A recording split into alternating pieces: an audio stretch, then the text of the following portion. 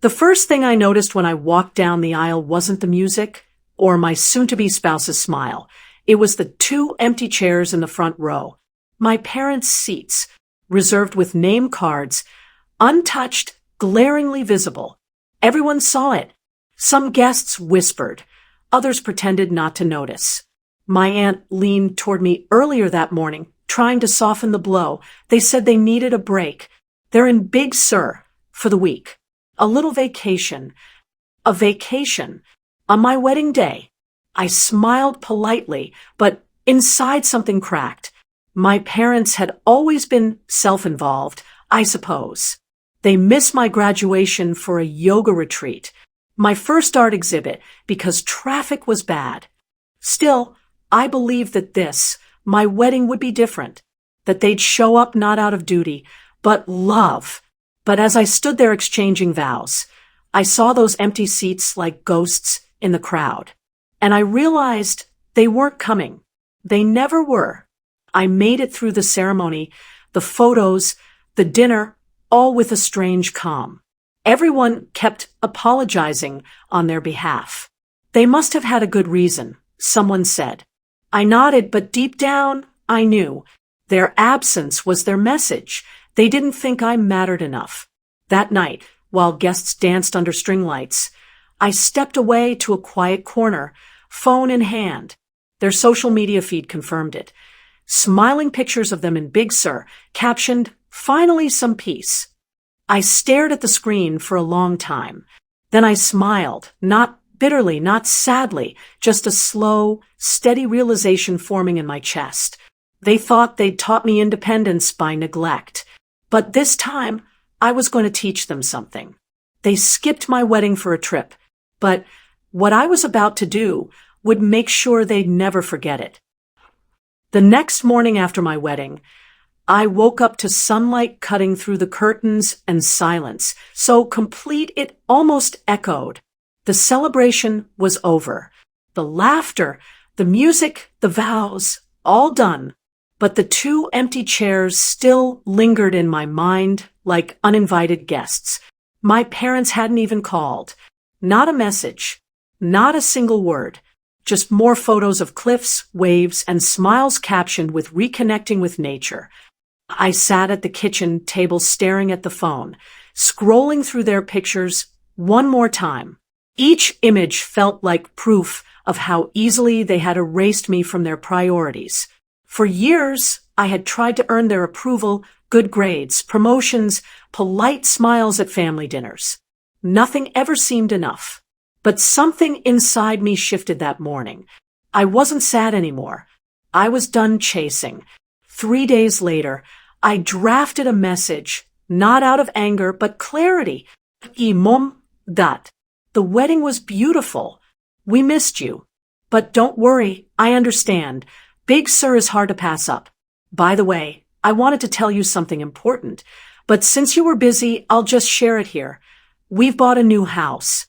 It's big enough for family, but there'll only be 2 empty chairs there. From now on, they'll always be reserved for you.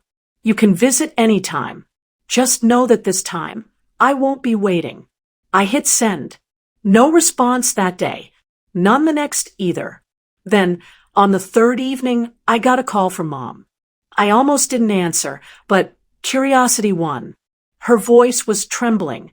"We made a mistake," she said. "We thought you'd understand we needed space. We didn't think you'd take it so personally." I almost laughed. Personally, they missed their only child's wedding. That wasn't space.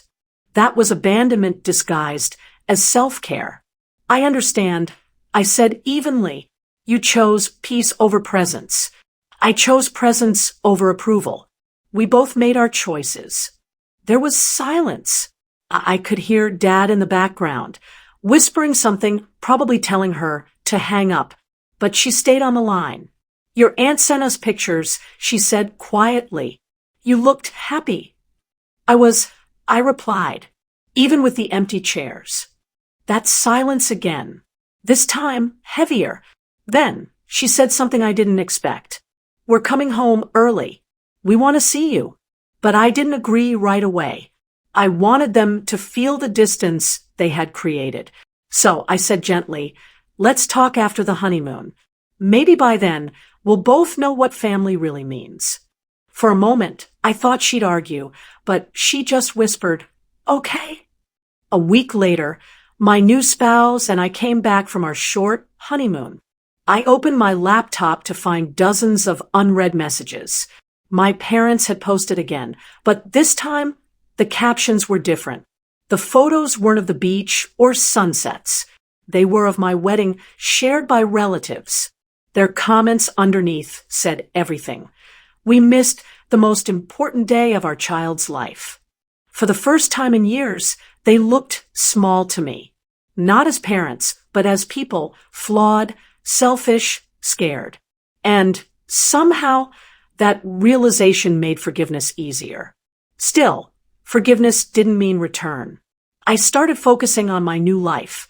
My partner and I built our home, filled it with laughter, dinners, and people who actually showed up. Every week, my parents sent small messages, recipes, weather updates, forced small talk.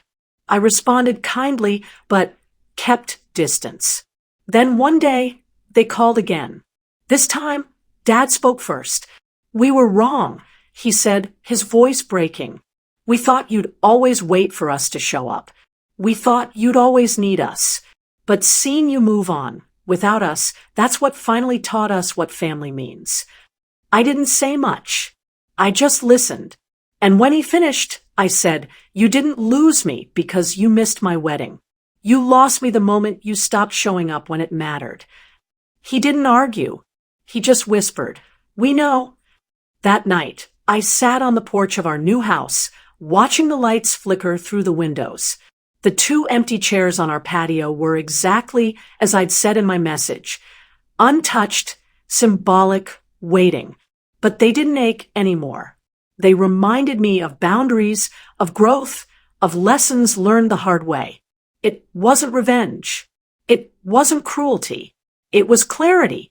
My parents had taught me how to stand alone by never standing beside me. And now, for the first time, I wasn't angry at them for it. I was grateful, because without their absence, I might never have learned the beauty of presence. When people later asked why my parents hadn't been at the wedding, I always smiled and said they had other plans. And that was true. But what they didn't know was that I had plans to live my life fully, surrounded by love that shows up.